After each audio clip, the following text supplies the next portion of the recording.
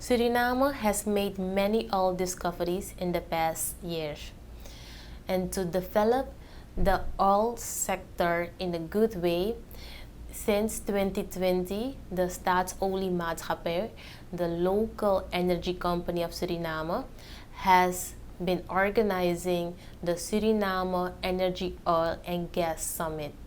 This year, from 4th till the 7th of June, we had the fourth edition of this summit, and the theme was the next stage of success. During this summit, people have talked about the development of this sector, of the gas sector. But not only that, they also talked about how companies in the Caribbean can collaborate to develop the oil and gas sector faster and in a good way. But also, many speakers have shows on the danger of climate change and how important it is to acknowledge the environmental issues.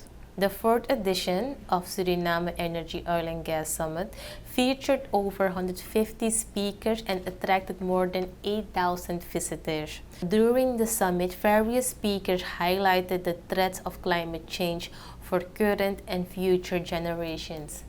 A representative from the U.S. Department of State, Kimberly Harrington, spoke about the transition from fossil fuels to renewable energy. She also admitted that globally there are many challenges if we talk about the shift from fossil fuels to sustainable energy. And she emphasized that this transition will take a lot of time. Suriname did not stand still, and they have been working on a sustainable way to develop their oil sector. I had an exclusive interview with the director of Staatsolie, Mr. Ananja Gisser, and one of the main things that he said, Suriname is aware of the transitioning that is happening right now in the world. He also said that Staatsolie is working towards that goal to be able to have a transition from fossil fuels to renewable energy. I also want to add that Suriname is known as one of the few countries with a CO2 negative status. And during the interview that I had with Jack Gisser, he mentioned that Suriname will maintain its CO2 negative status despite developments in the oil and gas sector. He emphasizes that Suriname absorbs so much CO2 that even the emissions from the growing oil sector do not throw the country out of balance. But not only Suriname is committed to sustainable development. I have listened to the speech of Peter Ramsarup, he's from Guyana, during the SEOX. He mentioned that Guyana has already developed several sectors without affecting their forest. For example, he cited the agriculture sector, which provides food for the region. And something he was very confident of was the fact that he said that Guyana will still provide the region food even in the development of their oil and gas sector. He said that Guyana has everything they need, thinking about their knowledge, their skills, to develop the oil sector while maintaining their forests and thinking about climate change. He also mentioned that Staatsolie is investing in specialized installation to minimize emissions, both onshore and offshore. But from what I was getting from all the speeches during SEOX 4 and the interview with Jack Gisser, is that they want the rich countries to take a role in combating climate change and for them to maintain a CO2 negative status, because it is countries like Suriname and Guyana who provide the world with oxygen. Welcome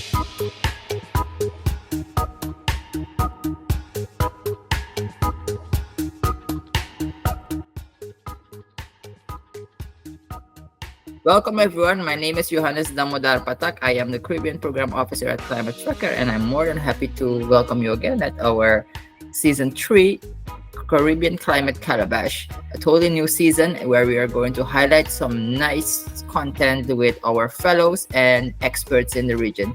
Today we have none other than Richelle Mac-Nack. I'm not going to tell you a lot who she is, from where she is. I can only tell you that she is one of the fellows of our third cycle of our Caribbean Climate Justice Fellowship. And she is here with us. You can see her on screen and you can hear her. So Irishella, how are you today? I'm fine, thank you. How are you? I'm good. I'm good. I guess we are just looking at what Beryl is doing in the Caribbean, and but apart from that, all our praise is going to all that have suffered from this hurricane. But I'm happy that you're here today with us. How's your day going so far? Um, it's going good. I was busy making some news item here at ATV. Yes, ATV is a news company in Suriname. I'm from Suriname, and I've just finished another two items, so I'm sitting here now to do the podcast with you. I'm kind of like curious to know what items did you work on today. We have something called here Carta Barista that are short items of news that the government sent in. So we're highlighting those news items for the public to know so they know what the government is doing. That's what I did. And I also um, highlighted a story about a press conference of the Ministry of Minister Bibas. Uh-huh. Oh, external affairs. Yes. Yeah. And he talked about the OAS on a meeting that was held in the previous week here in Suriname. He highlighted some points that were uh, s- discussed, and that's what I have highlighted in my item. Oh, that sounds interesting. So we are here today for a very special story that you did, and that's on the oil and gas development in Mhm. Suriname. It's one of the big, I think, the spiciest news that we're having in the Caribbean these days, like the last past 2 years. Because first was Guyana, and now we have Suriname, and Yes. they are rapidly exploiting and trying to explore. They already explored, but they're making all the preparations to like get the oil of the sea now, offshore. But before we go from to that, where did you start? As a journalist, how did it all start?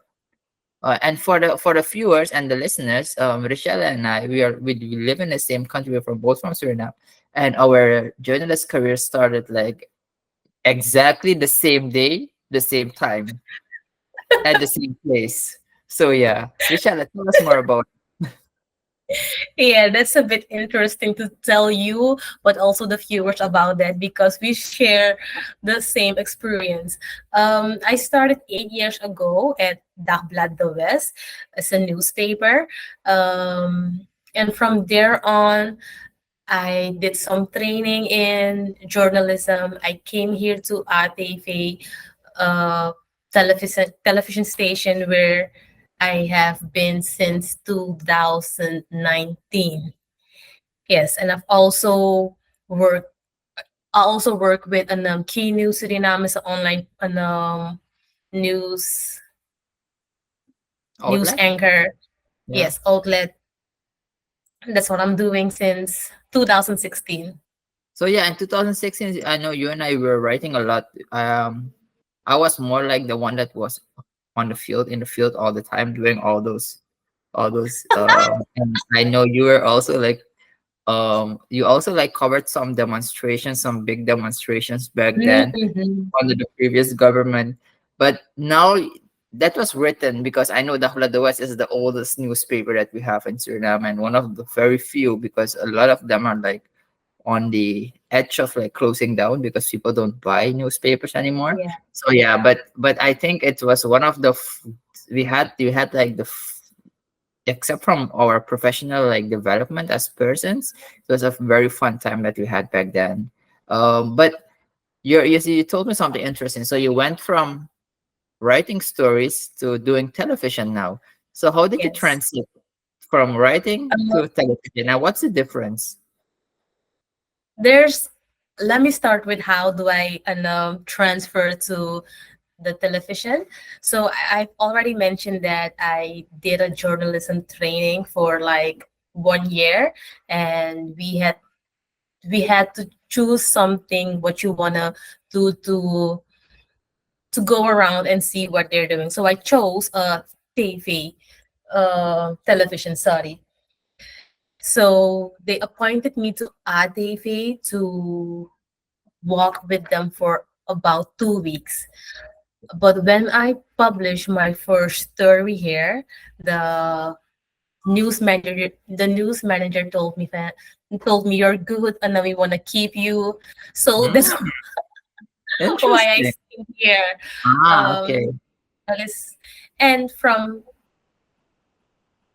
the difference is there's not a really big difference. At the newspaper you write more, but here you do have to make a script, so you do a little bit of writing, but you also bring a quote into your news item. And so it is the same. It was a easy adjustment for me because I know how to write. I know how to write, and I know how to find the news in the story I was telling. So that was what attracted the attention of the news manager back then. Oh, that's great. So that I love the journey that you set out there. It's like, it's like started off like someone who, I think we both didn't know that we wanted to be journalists, right? Back then. Yeah. We just No, like took a chance that let's see yes. what it will become. And today, 2024, 8 years from back then, it's like we cannot live without writing, even if it doesn't pay good, but that's for another discussion. But yeah, yeah, coming back to like the oil Exactly. and gas story that you did, for the viewers who didn't know, I am Richelle's mentor on this program, so I know what you wrote about. But Richelle, tell us a little bit briefly, what was your story on the oil and gas development in Suriname? So let me begin with saying that my article is based on the Suriname Energy Oil and Gas Summit that was held from the 4th till the 7th of June. And we knew that the summit was coming up. So we looked up some things of what can we do, what can we highlight in this summit if it comes to climate change and the oil and gas sector. And that's exactly where we ended. How are the companies dealing with environmental issues and climate change in the process of developing their oil and gas sector? Okay. Um, During the summit, the program was very strict, and they had a lot of people who talked about environmental issues or climate change. Even in the exclusive interview that I had with the director of Staatsoli, Ananja Gisse, he mentioned that Staatsoli is aware. Every other speaker from Guyana and Suriname had pointed out that they are aware of the environmental issues that can come along with the development of the oil and gas sector. Um, so that was the biggest thing that I can pinpoint, that the awareness of Okay. climate change and the environmental issues that can come from the oil and gas sector. Were you But happy with the results that you got? Were you happy with the answers after the interviews? Or did they meet? Let me not let me don't say happy, because we as journalists, it's not about us if Yeah, you're happy or not. It's more yeah, you about don't have, did you don't they really meet have the, an opinion. exactly, but did they meet your expectations for, because you're working like in a frame for your article, that it's framed, this is what you're looking at, this is what you're aimed to getting at. Are you, what were your specific findings during this whole process of investigation? Where does It Suriname stand right now when it comes to the oil and gas development? Yeah, what do I have to say?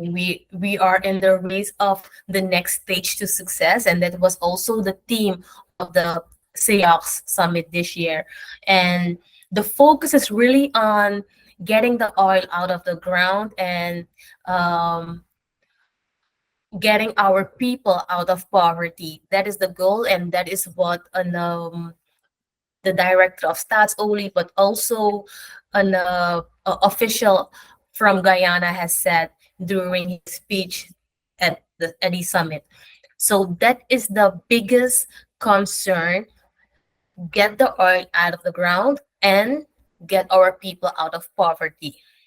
Okay. Are But there any like specific plans that you were you able to look at specific plans, like stating that okay, this is climate change and this is how we're going to deal with it? Because for example, Hurricane Beryl just passed Suriname in front of the, where we're uh, bordering the sea, in the north. mm, And Beryl just passed. Is there anything that you see, specific documents that stating that this is how we are going to deal with when a hurricane is on our path, or when we have oil leakage? Did you see anything of those? yes, so I didn't see a specific plan or a strategy that is set out for those things. But what I can say is that the director mentioned in his interview that Suriname and Guyana are collaborating on protocols to address environmental issues. Instance, he talked about in the event of an oil spill, sorry, um, they have they have agreements with companies like Exxon and I Total. think so, and for them to come in and take action and do the recovery. That are the agreements, but I didn't see that on paper or in a specific plan. He just told me that, but I can also say they were very um it was more of talking, but I didn't see some uh Documents stuff. documents. He also Yeah. stated that Stats only is investing in specialized installation to minimize emissions, and that we can see at the The oil refinery at yes, Tutifo. at Yeah. Tifo. But other than that, there wasn't a specific plan that was set out. Okay. So our viewers and listeners who don't know, Suriname has their onshore oil company, and that's Staatsolie, and we have a big oil refinery here in Suriname that's located in, I think, in Paramaribo, it's close to one of the rivers, but it's a very big plant. And Jurishara just mentioned that the company is like trying to implement, implement, yeah, certain measures to make sure that the emission is so low as possible. But Michelle, in your story, there's also something very, very interesting that I read, because the oil company has a goal that they want to Mhm. reach. And You could you mean tell us more? about The that was transition, also a bit of unclear. Do you mean the solar plant that they want to start yeah, building? and that they want to transition like Yeah, in just they 2030, don't. 2050. Yes.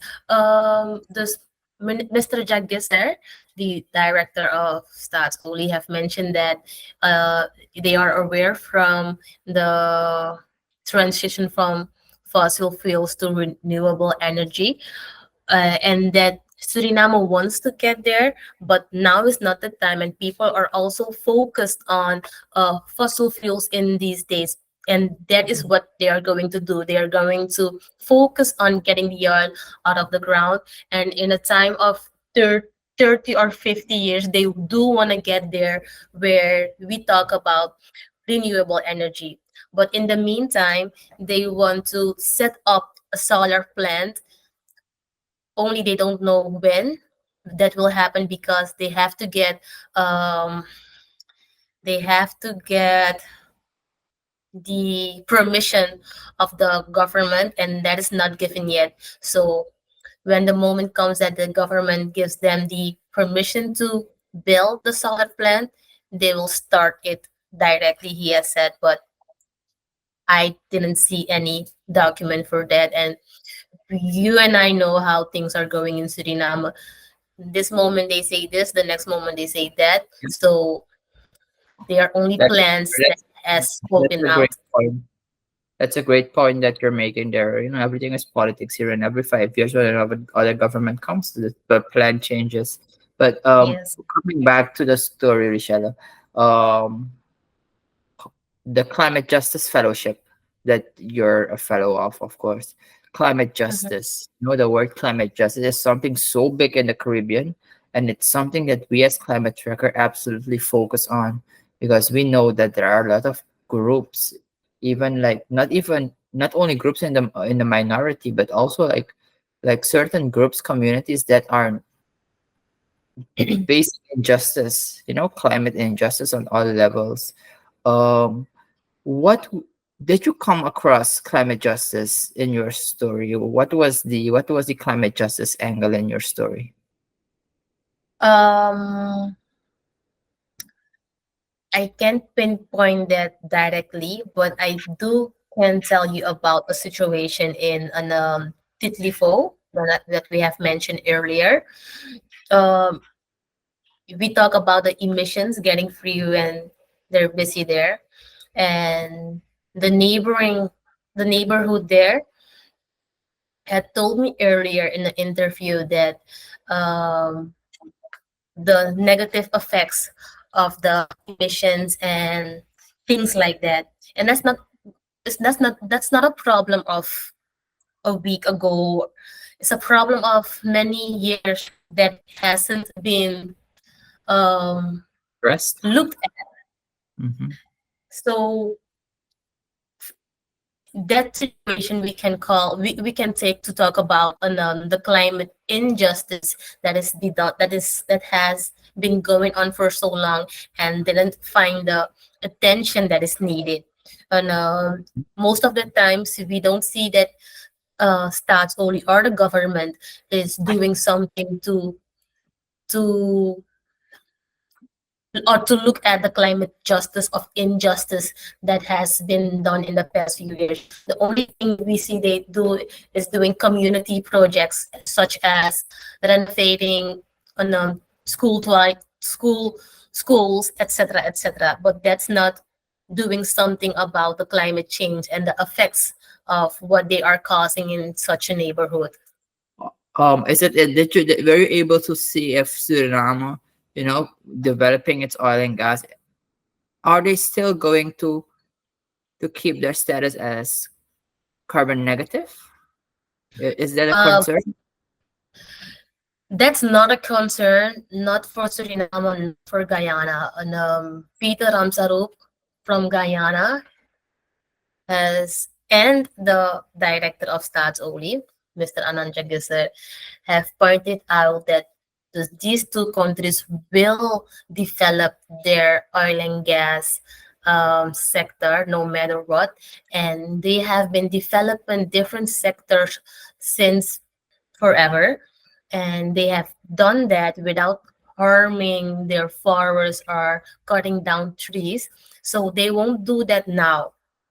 um, the director of that were words of Mr. Peter Ramsaru, but the director of Stats only said that even with the development of the oil and gas sector, the emissions will be so low that it won't affect our CO2 negative status that we have as a country. Okay, because that's one of the biggest concerns that people have. What is going to happen to the Mhm. Caribbean? Because the Caribbean is facing the biggest impacts of climate change while contributing almost nothing to climate change. I think it's 1.11% or 1.13%. Uh, 0.003%. That's what we contribute in the Caribbean, and it's good to hear that Stats Oli and Guyana thinks that they are not going to be part of this problem. Let's hope it stays like that, and that other reports don't show up and tell us otherwise. Richelle, while you were doing, like, you said you went to this summit. What's your experience, when where you went there? How was the vibe? How was were people interested?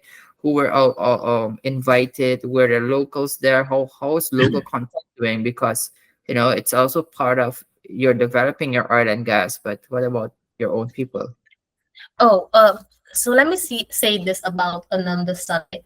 Um, there was a lot of interest, not only from Suriname, but also from companies and abroad. Uh, from what I know, they had more than 8,000 people who attended the summit, and more than 200 companies that have uh, was in the expo, and they had about 150 speakers. But let me say this, they were very focused on how to support their local content, not only Suriname, but also Guyana. And they do want to collaborate to make things for those each other easier in this process. They even had a special conference, or yeah, a special conference where they talk about the development of local content and how they can play a big role in the development of oil and gas. Mm, apart apart of that, Stas Oli is also supporting Natin. It's a school, in a technical school here in Suriname, where they want to um, Specialized? support, yeah, support young ones to do something in that field, in the field of oil and gas. So they do look at the local content. They don't think about only little companies, but also helping schools to be able to provide and produce, um, how do you say that, specialized skilled persons to do the work in the oil and Or sector field study. Okay, awesome. That's great. Richella, we talked about the story, and it sounds like you are working on like some interesting topics, and this is one of the most interesting. So, viewers, if and listeners, if you want to read the complete story, just visit our Climate Tracker Caribbean website, and you'll find the story there. The oil and gas development in Suriname. It's the most recent story that you'll find in Suriname and in the region about the oil and gas development that's happening in Suriname right now. So have a look at it. If you're once you're on the page, don't forget to subscribe, of course. And because they're also producing nice newsletters, you will get a newsletter every week from us with all the updates that's happening in the Caribbean.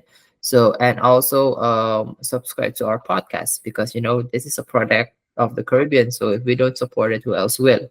Richelle, I'm eager to know, what topic are you working next on?